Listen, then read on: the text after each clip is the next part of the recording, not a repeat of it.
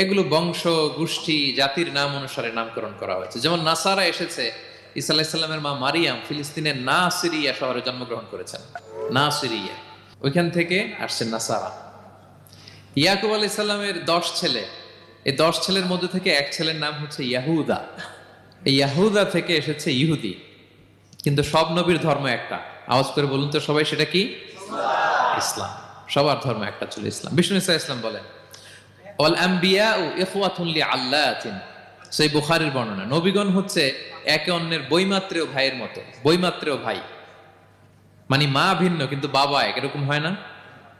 ধরেন আমার বাবা যদি একাধিক বিয়ে করে, তো প্রত্যেক স্ত্রী গর্ভে যদি সন্তান আসে, তো আমরা সবাই তো ভাই, কি বলেন? কিন্তু মা ভিন্ন। মা কি? তবে বাবা এক। নবীদের দৃষ্টান্তটা এরকম, আল আম্বিয়া ও ইখওয়াতুন লিআল্লাত। নবীরা হচ্ছেন বৈমাত্রেয় ভাইয়ের মতো, তাদের মা ভিন্ন কিন্তু বাবা এক। বিষ্ণু ইসলাম বলেন, উম্মাহাতুহুম শাত্তা ওয়া দীনুহুম ওয়াহিদ। তাদের শরীয়ত, তাদের বিধিবিধান এটা ভিন্ন ভিন্ন, কিন্তু তাদের দিন কি? এক। সেটা হচ্ছে ইসলাম। সকল নবীর ধর্মের নাম হচ্ছে ইসলাম। যেমন ইব্রাহিম আলাইহিস সালামের ব্যাপারে আল্লাহ তাআলা বলেন, মা কানা ইব্রাহিমু ইয়াহুদিয়ান ওয়ালা নাসরানিয়ান ওয়ালাকিন কানা হানিফাম মুসলিমা ওমা কানা মিনাল মুশরিকিন। নবী ইব্রাহিম আলাইহিস সালাম উনি ইহুদিও ছিলেন না, নাসারাও ছিলেন না, উনি একনিষ্ঠ মুসলিম ছিলেন। কি ছিলেন? আল্লাহ নবী ইউসুফ আলাইহিস সালাম উনি সবসময় আল্লাহর কাছে দোয়া করতেন, আল্লাহ তাওয়াফানি মুসলিমান ওয়াল হিকনি বিসসালিহিন। আল্লাহ তুমি আমাকে মুসলিম হিসেবে মৃত্যু দিও আর সৎকর্মশীলদের সাথে অন্তর্ভুক্ত করে নিও। তো উনি মুসলিম না হলে এই দোয়া করতেন, আল্লাহ মুসলিম হিসেবে মৃত্যু দিও। সুলাইমান আলাইহিস সালাম রানী বিলকিসের কাছে একটা চিঠি লিখেছেন। এই চিঠি আবার পাঠিয়েছেন হুদহুদ পাখিকে দিয়ে। হুদহুদ পাখি ঠোঁটে করে এটা কামড় দিয়ে নিয়ে বিলকিসের রাজপ্রাসাদের ভেন্টিলেশনের ভিতর দিয়ে ঢুকে, বিলকিস লাঞ্চ করে বিশ্রাম নিতেছিল, এর বুকের উপরে চিঠিটা রেখে ফুরুত করে উড়াল দিছে হুদহুদ। খুলে দেখে অদ্ভুত এক চিঠি, ইন্নাহু মিন সুলাইমান ওয়া ইন্নাহু বিসমিল্লাহির রহমানির রহিম। তো বিলকিসকে উদ্দেশ্য করে সাল্লাল্লাহু আলাইহি ওয়াসাল্লাম বলেছিলেন, আল্লাহ তাআলু আলাইয়া ওয়াতুনি মুসলিমিন। বিলকিস অবাধ্য হয়েও না, বাড়াবাড়ি করো না, মুসলিম হয়ে আমার কাছে ফিরে আসো। কোন নবী বলছেন? তো উনি যদি মুসলিম না হতেন, উনি মুসলিম হওয়ার আহ্বান করতেন? প্রিয় ভাইরা, তাহলে সব নবীর ধর্ম একটা, সেটা কি? ইসলাম। সব নবী একই ধর্মের অনুসারী ছিলেন। এ পর্যায়ে আমরা কমন প্রফিটিক ফিচার্স, 10টা কমন ফিচার আছে যেটা সব নবীদের ক্ষেত্রে প্রযোজ্য। সব নবীদের ক্ষেত্রে এই ফিচারগুলো পাওয়া যায়। এই 10টা কমন ফিচার নিয়ে আলোচনা করবো ইনশাআল্লাহ। এই 10টা কমন ফিচারের 1 নম্বর হচ্ছে আল ওয়াহি। সকল নবীকে আল্লাহ তাআলা ওহী পাঠিয়েছেন, রেভেলেশন, প্রত্যাদেশ। ওহী মানে সিক্রেট মেসেজ, যেটা নবী শোনে আর আল্লাহ জানে, দুনিয়ার মানুষ এটা শোনে না। নবীরা বললে কেবল শোনে। সুবহানাল্লাহ বলেন। সব নবীকে আল্লাহ এই ওহীটা পাঠিয়েছেন।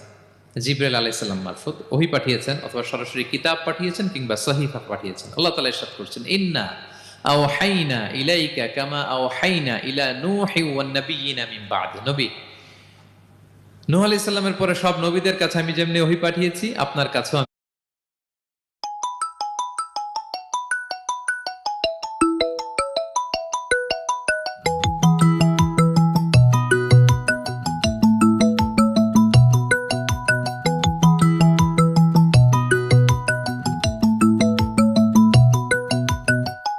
আমি এভাবে ওহী পাঠিয়েছি। সব নবীদের কাছে আমি এভাবে ওহী পাঠিয়েছি। সূরা বাকারার শুরুতে মুত্তাকিদের সংজ্ঞা দিতে যে আল্লাহ তাআলা বলেন, ওয়াল্লাযীনা ইউমিনুনা বিমা উনজিলা ইলাইকা ওয়া মা উনজিলা মিন ক্বাবলিক ওয়া বিল আখিরাতি হুম ইউকিনুন। মানে নবী হে, মুত্তাকি তো তারা যারা আপনার উপর যে কিতাব নাজিল হয়েছে এটার উপরও ঈমান আনে, ওয়া মা উনজিলা মিন ক্বাবলিক, এর আগে যত কিতাব নাজিল হয়েছে তার উপরও ঈমান আনে। তা আমরা যদি শুধু কোরআনের উপর ঈমান আনি হবে? তার আগে যত কিতাব, আসমানি কিতাব নাজিল হয়েছে এগুলোর উপরও ঈমান আনার দরকার আছে না নাই? বলেন বলেন। তাওরাতের উপর ঈমান আনতে হবে, জাবুর, ইনজিল, সুহুফে ইব্রাহিম ও মূসা সবগুলোর উপর ঈমান আনতে হবে। তো এই ওহীগুলো আল্লাহ তাআলা নাজিল করেছেন। তাহলে 1 নাম্বার কমন ফিচার হচ্ছে আল্লাহ তাআলা ওহী পাঠিয়েছেন, সব নবীকে ওহী দিয়েছেন। 2 নাম্বার ফিচার হচ্ছে same language of the people. নবীকে আল্লাহ তাআলা যেই জাতিগোষ্ঠীর কাছে পাঠিয়েছেন তিনি ওই জাতির ভাষাতেই কথা বলেছেন। ধরেন মালয় এলাকাতে যদি আল্লাহ নবী পাঠান আর ওই নবী যদি আরবিতে কথা বলে, তা আমাদের মালয়েশিয়ান ভাইরা বুঝবে? আচ্ছা, আরব দেশে যদি আল্লাহ একজন নবী পাঠান, ওই নবী ধরেন যে ম্যান্ডারিনে কথা বলে, চাইনিজ ভাষায়, আরবরা বুঝবে? চায়নাতে ধরেন আল্লাহ তাআলা এক নবী পাঠালো, সে ওখানে যে হিন্দি ভাষায় কথা বলে, চাইনিজ লোকেরা বুঝবে না। তাহলে যেই জাতির কাছে আল্লাহ পাঠাইছেন ওই জাতির ভাষা দিয়ে আল্লাহ নবীকে পাঠাইছেন। সুবহানাল্লাহ। আল্লাহ তাআলা ইরশাদ করেন, ওয়ামা আরসালনা মির রাসূলিন ইল্লা বিলিসানি কওমিহি লিউবাইয়িনা লাহুম। আল্লাহ তাআলা যত রাসূল পৃথিবীতে প্রেরণ করেছেন, বিলিসানি কওমি, যে জাতির কাছে প্রেরণ করেছেন ওই জাতির ভাষায় প্রেরণ করেছেন, যাতে করে নবীর কথা এরা বুঝে। নবীরা এসেছেন বাণী বাহক হয়ে, এখন এই বাণী যদি বুঝতে না পারে তাহলে কাজ হবে। এজন্য প্রত্যেক নবীকে আল্লাহ তাআলা যে জাতির কাছে পাঠিয়েছেন ওই জাতির ভাষায় পাঠিয়েছেন। 3 নম্বর হচ্ছে, সকল নবীকে আল্লাহ তাআলা very good standard of character দিয়েছেন। চারিত্রিক দৃষ্টিকোণ থেকে অতুলনীয় ছিল এক একজন নবী। পা থেকে মাথা পর্যন্ত কালো দাগ ফেলার মতো কিছু ছিল না। আল্লাহু আকবার। মাসুম ছিলেন। আহলুস সুন্নাহ ওয়াল জামাআর আকীদা হচ্ছে প্রত্যেক নবী ছিলেন মাসুম, কোনো গুনাহ করেন নাই, নিষ্পাপ প্রতিটা নবী।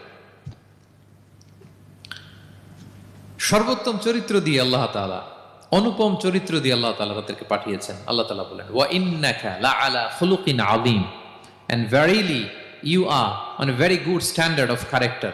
নবী হে, আপনি চমৎকার একটা ক্যারেক্টারের উপর প্রতিষ্ঠিত। আপনার আচরণের মতো, ক্যারেক্টারের মতো আচরণ অতুলনীয়, পৃথিবীতে দ্বিতীয়টা খুঁজে পাওয়া যায় না, ঠিক কিনা? কারণ নবীরা যদি মডেল হন, তাদের আচরণ যদি ভালো না হয়, তাহলে মানুষ কি তাদেরকে গ্রহণ করবে? মানুষ তো তাদের কাছ থেকে শিখবে, জানবে। তো জন্য তাদের আচরণ চমৎকার হওয়ার দরকার আছে না নাই? চমৎকার আচরণ, চমৎকার চারিত্রিক মাধুর্য দিয়ে আল্লাহ তাআলা পৃথিবীতে এক একজন নবীকে প্রেরণ করেছেন। সব নবীরা ভেরি গুড স্ট্যান্ডার্ড অফ ক্যারেক্টারের অধিকারী ছিল। 4 নম্বর হচ্ছে, প্রত্যেক নবীকে আল্লাহ তাআলা মিরাকেল দিয়েছেন, মানে মুআজিজা, as a proof of their prophethood. তাদের নবুয়তির প্রমাণ হিসেবে আল্লাহ তাআলা তাদেরকে মিরাকেল দিয়েছেন, মুআজিজা। যেমন সালেহ আলাইহিস সালামকে আল্লাহ তাআলা মুআজিজা দিয়েছিলেন। তার জাতির কাছে যখন তিনি দাওয়াত দিলেন, তারা বলল, সালেহ তুমি যে নবী এটা আমরা বুঝবো কি করে? এক শর্তে আমরা তোমার উপর ঈমান আনতে পারি। সাল্লাল্লাহু আলাইহি সাল্লাম বললেন, কি শর্ত? বলতেছে, এই যে পাহাড় দেখো, এই পাহাড়ের ভেতর থেকে যদি একটা উট বের করো, 10 মাসের গর্ভবতী একটা উটটা বেরোবে, বেরোয় বাচ্চা দিবে, সাথে সাথে আমরা উটের দুধ দহন করে খাবো, এরপর আমরা ঈমান আনবো। চিন্তা করছেন কত শর্ত? পাহাড়ের ভেতর থেকে কি বের করে দেখাইতে হবে? উট। উনি আল্লাহর কাছে দোয়া করলেন, আল্লাহ বললেন কবুল, তবে কথা না শুনলে কিন্তু খবর আছে। বলছে ঈমান আনবে, ঈমান না আনলে কিন্তু খবর আছে। উনি দোয়া করলেন, আল্লাহ কবুল করলেন। পাহাড় বিদীর্ণ হয়ে একটা বিশাল আকৃতির উট বের হয়ে আসলো, 10 মাসের গর্ভবতী উট। মুহূর্তে এটা ডেলিভারি করলো একটা উটের বাচ্চা, এবং দুধ দিতে আরম্ভ করলো, ওলান ভর্তি দুধ। সবাই পেট ভরে দুধ খেলো। খাওয়ার পরে কয়, তুমি জাদুকর। খাওয়ার পরে সাল্লাল্লাহু আলাইহি সাল্লাম কি বলে? ইউ আর এ ম্যাজিশিয়ান, তুমি জাদুকর, তুমি তো বড় ভেলকিবাজ সালেহ, তুমি পাহাড়ের ভিতরে ভেলকি ঢুকাই দিছো। আল্লাহ তাআলা তাদেরকে একটা সাউন্ড গ্রেনেড, প্রচন্ড শব্দ তরঙ্গ দিয়ে ধ্বংস করে দিলেন। কানের পর্দা ফেটে সবগুলো লাশ হয়ে জমিনে পড়ে রইল। তাহলে এই যে সালেহ আলাইহিস সালাম যেটা দেখাইছেন, এটা কি ভেলকি ছিল? ম্যাজিক ছিল? কি ছিল? মুআজিজা, miracle, as a proof of their prophethood. তাদের নবুয়তির প্রমাণ হিসেবে আল্লাহ তাআলা তাদেরকে মুআজিজা দিয়েছেন। মূসা আলাইহিস সালামের মুআজিজা কি ছিল? লাঠি। ফাআলকাহা ফাইযা হিয়া হাইয়াতুন তাসআ। ওই লাঠি রেখে দিলে মুভিং স্ন্যাক হয়ে যেত, নড়তেছে সাপ, ছবল মারবে এরকম। সুবহানাল্লাহ। এটা কি ম্যাজিক ছিল? কি ছিল? মুআজিজা। ঈসা আলাইহিস সালামকে আল্লাহ তাআলা মাইন্ড ব্লোয়িং মুআজিজা দিয়েছেন। অন্ধ ব্যক্তির চোখে হাত বুলিয়ে দিলেই দৃষ্টিশক্তি ফিরে পেত। ধবল রোগী, কুষ্ঠ রোগীর গায়ে টাচ করে দিলে স্কিন পরিষ্কার হয়ে যেত। মৃত ব্যক্তিকে দাঁড়াতে বললে মুহূর্তে দাঁড়িয়ে যেত। কুম বিইযনিল্লাহ, আল্লাহর আদেশে দাঁড়াও বললে লাশ জীবিত হয়ে দাঁড়িয়ে যেত। বেলকিবাজি ছিল এটা? কি ছিল? বিষ্ণু ঈসা ইসলাম দাওয়াত দিচ্ছেন কুরাইশদেরকে, ওরা মানে না। বিষ্ণু নবী পাগল পড়া, বললেন, আচ্ছা বলো কুরাইশের লোকেরা কি বললে বিশ্বাস করবে যে আমি সত্য নবী? কি বললে বিশ্বাস করবে? তারা বলল, মুহাম্মদ ওই যে আকাশের চাঁদ, এটার 2 ভাগ করে দেখাইতে বললে বিশ্বাস করবো তুমি সত্য নবী। কি আবদার দেখছেন? হ্যাঁ, নবীদেরকে পেয়ে মামুর বাড়ির আবদার নিয়ে আসছিল এক এক জাতিগোষ্ঠী। বলে, মুহাম্মদ আকাশের জল জলে চাঁদটাকে যদি তুমি 2 ভাগ করে দেখাতে পারো তবেই বুঝবে তুমি নবী। বিষ্ণু ইসলাম আল্লাহর কাছে দোয়া করলেন, আল্লাহ বলেন ঠিক আছে। ইখতারাবাতিস সাআতু ওয়ানশাক্কাল কামার ওয়া ইয়ারাউ আয়াতান ইয়ারিদু ওয়া ইয়াকুলু সিহরুম মুস্তামির। বিশ্বনবী সাব্বাবা, এই আঙ্গুলের নাম কি? ইবহাম, সাব্বাবা, ওয়ুসতা, বিংসার, খিনসার। হ্যাঁ, আমরা ইংরেজি নাম ঠিকই জানি, আরবিটা জানি না। ইবহাম, সাব্বাবা, ওয়ুসতা, বিংসার, খিনসার। বিষ্ণু সাব্বাবা আঙ্গুলি উঠালেন, এটা শাহাদাত আঙ্গুলি বলে আমাকে, আসলে সাব্বাবা আরবিতে। তো বিশ্বনবী এভাবে আল্লাহর নাম নিয়ে চাঁদের দিকে ইঙ্গিত করলেন, মুহূর্তে আকাশের জ্যোৎস্না বিলানো চাঁদটা দুই ভাগ হয়ে গেল। কুরাইশরা দেখে তো অবাক। বিষ্ণু বললেন, এবার কথা অনুযায়ী ঈমান আনো। বলে, Muhammad, you are a magician. Muhammad, তুমি বড্ড বড় জাদুকর, তুমি চাঁদের মধ্যে জাদু লাগাই ফেলছো। নাউযুবিল্লাহ মিন যালিক। তাহলে আল্লাহ তাআলা age a proof of their prophethood, তাদের নবুয়তের প্রমাণ হিসেবে প্রত্যেক নবীকে কি দিয়েছেন? মুআজিজা দিয়েছেন, সব নবীকে দিয়েছেন। 5 নাম্বার, সকল নবীর দাওয়াতি মিশন এক ছিল, একই মিশন নিয়ে নবীরা পৃথিবীতে এসেছেন। সেটা কি? তাওহীদ, রিসালাত, আখিরাত। আমার সাথে সাথে বলেন, তাওহীদ, রিসালাত, আখিরাত। তাওহীদ, রিসালাত, আখিরাত। এই তিনটা বুনিয়াদী শিক্ষা দিতে নবীরা এসেছে। তাওহীদ মানে ওয়াননেস অফ গড, আল্লাহ যে এক, সব নবী প্রচার করেছেন। রিসালাত মানে তারা যে বার্তাবাহক হিসেবে এসেছেন, তাদের কথা মানতে হবে, এটার দাওয়াত দিয়েছেন। আখিরাত মানে হচ্ছে মৃত্যুর পরেও যে একটা জীবন আছে, সেই জীবনের ব্যাপারে প্রত্যেক রাসূলরা কি করেছেন? দাওয়াত দিয়েছেন। এবং কোন নবীর কথার সাথে আরেক নবীর কথার গরমিল পাওয়া যায় না, অমিল হয়নি। আচ্ছা বলেন তো, কখনো কি হয়েছে কোন এক নবী এসে বলছে যে মৃত্যুর পরে একটা জীবন আছে, আরেক নবী এসে বলছে না, মনে হয় নাও থাকতে পারে? বলছে? এক নবী এসে বলছে আমাদের স্রষ্টা আল্লাহ তাআলা তিনি একজন, আরেকজন বলছে না, একজন না, 2-3 জন হইতে পারে। এক নবী এসে বলছে ভালো করলে জান্নাত, খারাপ করলে জাহান্নাম, আরেক নবী এসে বলছে না, জান্নাত জাহান্নাম বলতে কিছু নাই। হয়েছে? হয়েছে? কোন নবীর কথার সাথে কোন নবীর কথার কোনো বৈপরীত্য নাই, কারণ প্রত্যেক নবীরা মন গড়া কিছু বলতেন না। ওমা ইয়ান্তিকু আনিল হাওয়া ইন হুয়া ইল্লা ওয়াহয়ুন ইউহা। নবীরা কথা বলতেন একটা হেডকোয়ার্টার থেকে তথ্য পেয়ে। ওই হেডকোয়ার্টারটা কার? ওই হেডকোয়ার্টার থেকে যে ইনফরমেশন আসতো সেটার আলোকে নবীরা কথা বলতেন, বানিয়ে কিছু বলতেন না। সব নবীরা দাওয়াত দিয়েছেন, ইয়া কওমি ইবুদুল্লাহ মা লাকুম মিন ইলাহিন গায়রু। হে আমার জাতির লোকেরা, এক আল্লাহর ইবাদত করো, আল্লাহ ছাড়া অন্য কারো ইবাদত করো না। সব নবীরা বলেছেন, ইন্নী লাকুম রাসূলুন আমিন, নিশ্চয় আমি তোমাদের কাছে বিশ্বস্ত রাসূল হিসেবে প্রেরিত হয়েছি। সব নবীরা বলেছেন, ইয়াউমা লা তামলিকু নাফসুন লিনাফসিন শাইআ ওয়াল আমরু ইয়াউমা ইযিল লিল্লাহ। এমন এক দিনের মুখোমুখি হতে হবে, কেউ কারো উপকার করতে পারবে না। নেতা কর্মীর উপকারে আসবে না, কর্মী নেতার উপকারে আসবে না, পীর সাহেব মুরিদের উপকারে আসবে না, মুরিদ পীর সাহেবের উপকারে আসবে না, হাজবেন্ড ওয়াইফের কিছু করতে পারবে না, ওয়াইফ হাজবেন্ডকে কিছু করে দিতে পারবে না। দিনটা বড্ড ভয়ঙ্কর। সব নবীর এই তিনটা দাওয়াত দিয়েছেন, তাওহীদ, রিসালাত, আখিরাত। তার মানে সব নবীর দাওয়াতি মিশন এক, এক অভিন্ন দাওয়াতি মিশন নিয়ে তারা পৃথিবীতে এসেছেন। 6 নাম্বার, এই পৃথিবীতে যত রাসূল এসেছে, নবী এসেছে, তারা প্রত্যেকে মানুষ ছিলেন। কি ছিলেন? নাকি জিন ছিল? ফেরেশতা? প্রেরিত সব নবীরা কি ছিল? মানুষ ছিল। মক্কার কুরাইশরা বলতো, মা লিহাযা রাসূলি ইয়াকুলু আত-তাআমা ওয়া ইয়ামশি ফিল আসওয়াক। ব্যাপার কি, মুহাম্মদ আবার কেমনে রাসূল হয়? আমরাও বাজারে যাই, উনিও যায়, আমরাও বিয়ে করি, উনিও বিয়ে করে, আমাদেরকে মারলে কাটলে লাল রক্ত, ওনারও রক্ত বেরোয়। তো তারা চাচ্ছিল, তারা বলতেছিল যে মানুষ না দিয়ে আল্লাহ যদি ফেরেশতা পাঠাইতো নবী হিসেবে, তাইলে না ভালো হইতো। তালবাহান, এটার কি বলে? ফেরেশতা পাঠালে কি বলতো জানেন? ফেরেশতা পাঠালে বলতো, ফেরেশতাদের তো ক্ষুধা লাগে না, এরা বুঝবে কি আমাদের কষ্ট? ফেরেশতাদের তো জৈবিক চাহিদা নাই, এরা কেমনে বুঝবে? ফেরেশতাদের তো খারাপ কাজ করার প্রবণতা, টেন্ডেন্সি নাই। আমাদের যে কষ্ট, দুঃখ, ফিলিংস, সেটা তো ফেরেশতারা বুঝে না। ফেরেশতারা কেমনে আমাদের নবী হয়, এটা বলতো, ঠিক কিনা? তালবাহানা বলে, কেমন রাসূল, আমরা যা করি তাই করে। আল্লাহ বলেন, সব নবীকে আমি মানুষ হিসেবে প্রেরণ করেছি। বিষ্ণু ইসলাম বলেন, ইন্নামা আনা বাশারুম মিসলুকুম, নিশ্চয় আমি তোমাদের মতোই মানুষ। তোমাদের মতোই কি মানুষ। তো পার্থক্য হচ্ছে ইউহা ইলাইয়া, আমার কাছে ওহী আসে, প্রত্যাদেশ আছে আল্লাহ তাআলার পক্ষ থেকে। তাহলে 6 নম্বর যেই কমন ফিচার আমরা জানলাম, আল্লাহর পাঠানো সবগুলো নবী এবং রাসূল তারা কি ছিলেন? সবাই বলুন, তারা কি ছিলেন? মানুষ ছিলেন। 7 নম্বর কমন ফিচার হচ্ছে, আল্লাহর পাঠানো সব নবী এবং রাসূলরা ওনারা পুরুষ ছিলেন। কি ছিলেন? কোন নবী কি নারী ছিল বলেন তো? হ্যাঁ, নারী নবী আছে? নাই।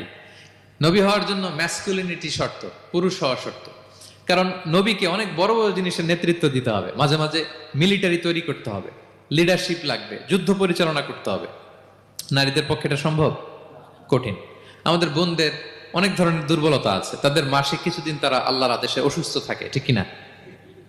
পিরিয়ড তাদের চলে, ওই সময় সালাত পড়তে পারে না, অনেক প্রতিবন্ধকতা তাদের আছে। বাচ্চা যদি ধারণ করে পেটে 9 মাস, ওনারা অসুস্থ। শেষের মাসগুলোতে তো কঠিন, জটিল অবস্থা। বাচ্চা ডেলিভারির পরেও 40 দিন ব্লিডিং আছে না নাই? তাহলে অনেক ধরনের জটিলতা আল্লাহ তাআলা ওনাদের দিয়েছেন। এজন্য আল্লাহ তাআলা নবুয়তের গুরু দায়িত্ব, এটার জন্য আল্লাহ তাআলা পুরুষদেরকে সিলেক্ট করেছেন। আলহামদুলিল্লাহ বলেন। তাহলে যত নবী এবং রাসূল পৃথিবীতে এসেছিল ওনারা পুরুষ ছিল। আল্লাহ বলেন, ওয়ামা আরসালনা মিন ক্বাবলিকা ইল্লা রিজালান নূহি ইলাইহিম। নবী হে মুহাম্মদ, আপনার আগে যত নবী এবং রাসূলকে আমি পৃথিবীতে প্রেরণ করেছি তাদেরকে পুরুষ হিসেবে প্রেরণ করেছি, কোন নারীকে আমি নবুয়তের মর্যাদা দেই নাই। 8 নাম্বার, প্রত্যেক নবীকে আল্লাহ তাআলা একটা গ্রুমিং, একটা ট্রেনিং সেশনের মধ্য দিয়ে নিয়েছেন। সেটা কি? সেটা হচ্ছে সবাইকে আল্লাহ তাআলা শেফার্ড হিসেবে কাজ দিয়েছিলেন, রাখাল হিসেবে। পৃথিবীর সব নবীরা ছাগল চড়াতেন, সব, আদম আলাইহিস সালাম থেকে শুরু করে বিষ্ণু ইসা ইসলাম পর্যন্ত। সুবহানাল্লাহ পড়বেন না? বিষ্ণু ইসা ইসলাম বলেন, মা বাআসাল্লাহু নাবিয়্যান ইল্লা রাআল গানাম। আল্লাহ এমন কোন নবী পাঠায় নাই যেই নবী ছাগল চড়ায় নাই, সব নবী। সাহাবারা অবাক হয়ে বললেন, ওয়া আনতা ইয়া রাসূলুল্লাহ, হে নবী আপনিও ছাগল চড়িয়েছেন? বিষ্ণু বললেন, হ্যাঁ, আমি তো অল্প কিছু পারিশ্রমিকের বিনিময়ে মক্কার লোকদের ছাগল চড়িয়ে দিতাম। সুবহানাল্লাহ। কেন সব নবীকে দিয়ে আল্লাহ ছাগল চড়ালেন? এই ট্রেনিং সেশন, গ্রুমিং সেশন কেন? কারণ ছাগলকে একসাথে বসানো কঠিন। ছাগল একটু কি বলে, একটু টেরা টাইপের প্রাণী, কথা শুনতে চায় না। ধরেন যে সারা সপ্তাহ আপনি খুব ব্যস্ত, একদিন সুযোগ পাইছেন সপ্তাহে যে আজকে আমি ফ্রি আছি, যাই পুকুরে যে আমিও গোসল করি, ছাগলটারও গোসল করাই। এটা ধরে যদি এখন পুকুরের দিকে টান দেন, কি করবে? পা দুইটা এমন শক্ত করে মাটিতে ধরে রাখবে, আপনি যত টানবেন ওর ঘাড়ের চামড়া ছিঁড়ে যাচ্ছে, তারপরেও আসে না। এরপর ছাগলগুলোর একসাথে রাখা কঠিন, একটা নেচে ওদিকে যায়, আরেকটা লাফ দেয় এদিকে, আরেকটা ওইদিকে। এদেরকে যদি কেউ একত্রিত করতে পারে তাহলে এই জাতিকে, মানব জাতিকে একত্রিত করা তার জন্য একেবারে সহজ, পানি ভাত, ঠিক কিনা? এজন্য আল্লাহ এই মানব গোষ্ঠীর উপর লিডারশিপ কায়েমের আগে ছাগল চড়িয়েছেন। এবং যারা মরুভূমিতে ছাগল চড়ায়, যে শেফার্ড গুলো, যেই রাখাল গুলো, তাদের অনেক শক্তিশালী হইতে হয়। গায়ে শক্তি না থাকলে ছাগল চড়ানো যায় না, কিন্তু লাঠি নিয়ে হই হই করে পিছনে দৌড়াইতে হয়, নেকড়ের ছোবল থেকে ছাগলগুলোকে রক্ষা করতে হয়, বাঘ নেকড়ে এগুলো থেকে বাঁচাইতে হয়। তার মানে এটা করার মধ্য দিয়ে এই জাতিকে কিভাবে জাহান্নামের আগুন থেকে বাঁচাবে, নবীদের ওই ট্রেনিং হয়ে যায়। সুবহানাল্লাহ। ছাগল এদিক ওদিক দৌড়াতে থাকে, এদেরকে যেমনি একত্রিত করতে হবে, নবীদের কাজও হচ্ছে মানব গোষ্ঠীকে ইউনাইটেড করা, একত্রিত করা। এজন্য আল্লাহ তাআলা মা বাআসাল্লাহু নাবিয়্যান ইল্লা রাআল গানাম, এই পৃথিবীতে এমন কোন নবী পাঠান নাই যেই নবীকে দিয়ে আল্লাহ তাআলা ছাগল চড়ান নাই। সব নবীর মধ্যে এটা কমন। 8 নম্বর পয়েন্ট। 9 নম্বর পয়েন্ট হচ্ছে enmity from their own people. যত নবী দাওয়াত নিয়ে আসছে তারা চ্যালেঞ্জের মুখোমুখি হয়েছেন, শত্রুতার মুখোমুখি হয়েছেন। কেউ ওনাদের জন্য রেড কার্পেট রিসেপশন দেয় নাই। নবীদের পথ ছিল বড় পিচ্ছিল, এটা কুসুমাস্তীর্ণ ছিল না, কণ্টকাকীর্ণ। কেউই সহজে মেনে নেয় নাই। দাওয়াত দিছে তো রিজেক্ট, সবাই প্রত্যাখ্যান করেছে, সবাই প্রত্যাখ্যান করেছে। এটা কমন ছিল, প্রত্যেক নবীকে এটা মুখোমুখি হতে হয়েছে। Mockery, vulgarism, oppression, mental torture, physical torture and what not, সব ধরনের। ইভেন অনেক নবীকে হত্যা করা হয়েছে দিনের দাওয়াতের কারণে। বনি ইসরায়েলের লোকেরা তাদের নিজেদের 70,000 নবীকে নিজেরা হত্যা করেছে। এমনকি আমার নবী বিশ্বনবী মুহাম্মদ রাসূলুল্লাহ সাল্লাল্লাহু আলাইহি ওয়াসাল্লামকে হত্যার ষড়যন্ত্র করা হয়েছিল। আল্লাহ তাআলা দয়া করে বিশ্বনবীকে হিজরতের ব্যবস্থা করে দিয়ে প্রাণে বাঁচিয়েছেন, মক্কা থেকে মদিনাতে পাঠিয়ে দিয়েছেন। তাহলে এই পথ বড় কঠিন ছিল, নবীদের পথ, সব নবীর জন্য, এক্সেপ্ট সুলাইমান এবং দাউদ আলাইহিস সালাম, তাদের কথা ভিন্ন। এছাড়া সব নবীরা এই সংগ্রাম, এই বিরোধিতা, এই শত্রুতা, এই জেলাসি, এগুলোর মুখোমুখি হয়েছে পৃথিবীর সকল নবীরা, সকল নবীরা। বিষ্ণু ইসা ইসলাম ঘুমাতে পারে নাই একটা রাত শান্তিতে।